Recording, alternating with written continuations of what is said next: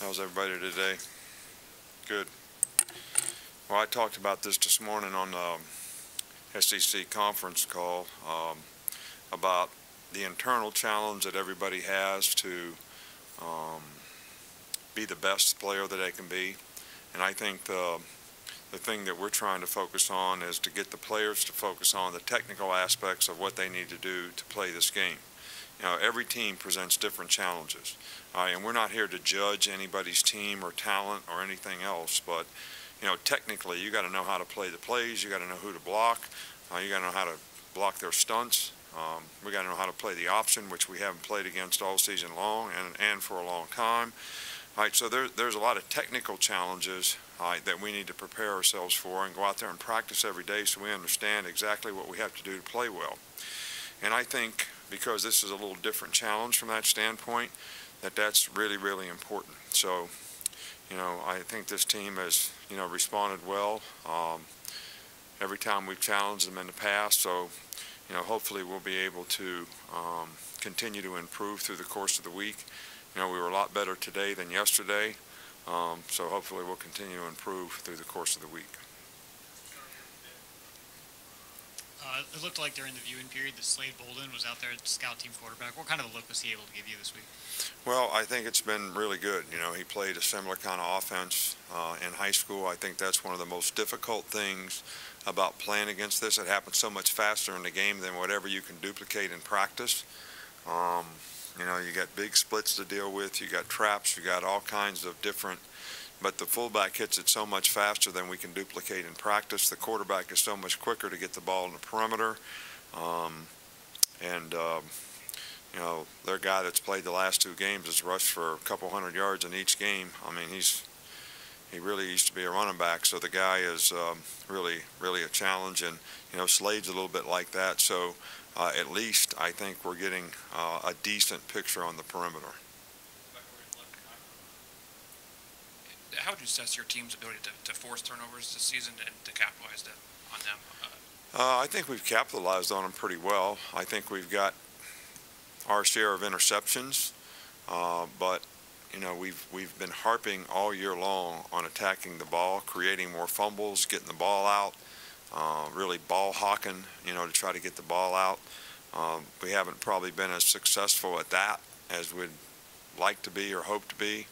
And we're going to continue to focus on it and work on it. You know, every day, that's right after flex, that's what we do is, you know, 5 minutes of, you know, turnover drills. You know, it's first of all to help our offense. But, you know, we lost the turnover battle in the last game 2-1, which is not good. And we need to get more, and we need to take care of the ball better on offense. Do you have an update on Deonte Brown and how his turf toe is progressing? Yeah, well, we're giving him a few days off. He'll be day to day, but this kind of injury I think can really linger if you don't give a guy a chance to heal up. So we're trying to use this opportunity, and we'll evaluate him every day. Given your track record of success, are you surprised when fans and outsiders do question how you manage certain situations within the program? I don't really. I haven't heard anything in terms of what I'm being challenged on, but I'm sure that I am. But I would really rather not know because, you know, everybody's got the right to their opinion about whatever it is they think should or shouldn't be done. And, you know, I kind of have my opinion based on the experience through the years, and we have an opinion as a staff as to what's best to build our team and improve our team. Just like when I got asked on Monday, like, we should not play Tua in this game. Well, if we didn't play Tua in this game, we'd be sending the message to every good player that we have that they shouldn't play in the game. So eventually, why should we even play? Why don't just forfeit so nobody gets hurt, take a loss, just be done with it? Or is it an opportunity for everybody to improve and grow and, you know, challenge themselves to get better? So that we go out and execute and play better as a team and build a little momentum through the week and the game. All right, so maybe we play better in the next game. So that's what I believe. And, you know, it really doesn't matter what anybody else thinks.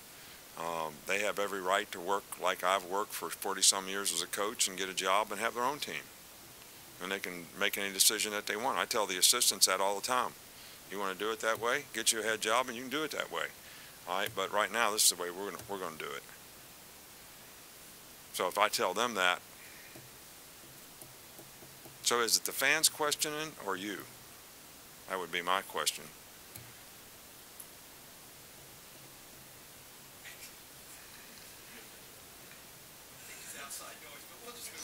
I don't know of any outside noise. I don't have internet. I don't have Twitter. I don't read the paper. So I don't know. You have to be more specific. So is there something specific? I mean, I should ask you for that to start with, but I really don't care, to be honest with you. All right, following that, we've seen you use the Wildcat formation the last 2 games. What do you like about that formation, and then specifically Josh Jacobs' ability to run out of it?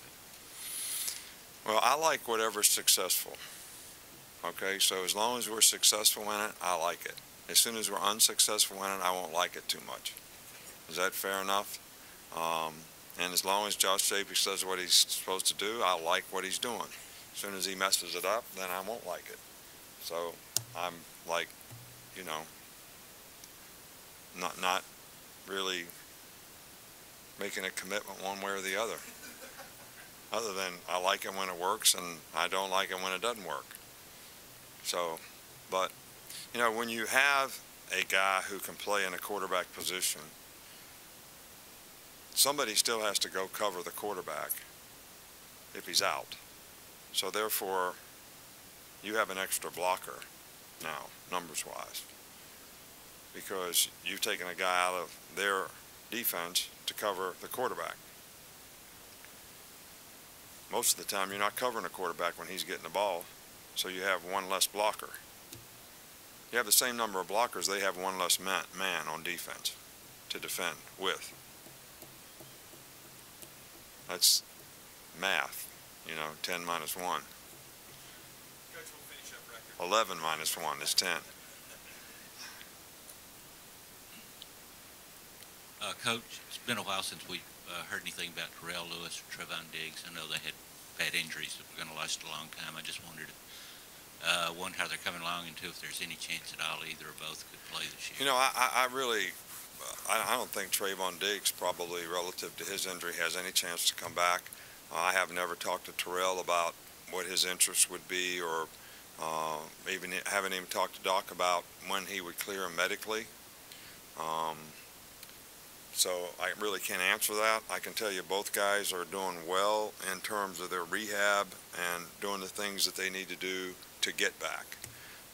So I don't really have a good answer for you on that one, because we haven't really considered it yet until a guy gets cleared medically and he can start practicing and all that, and everybody's good with it. We don't even think about it. All right, thanks.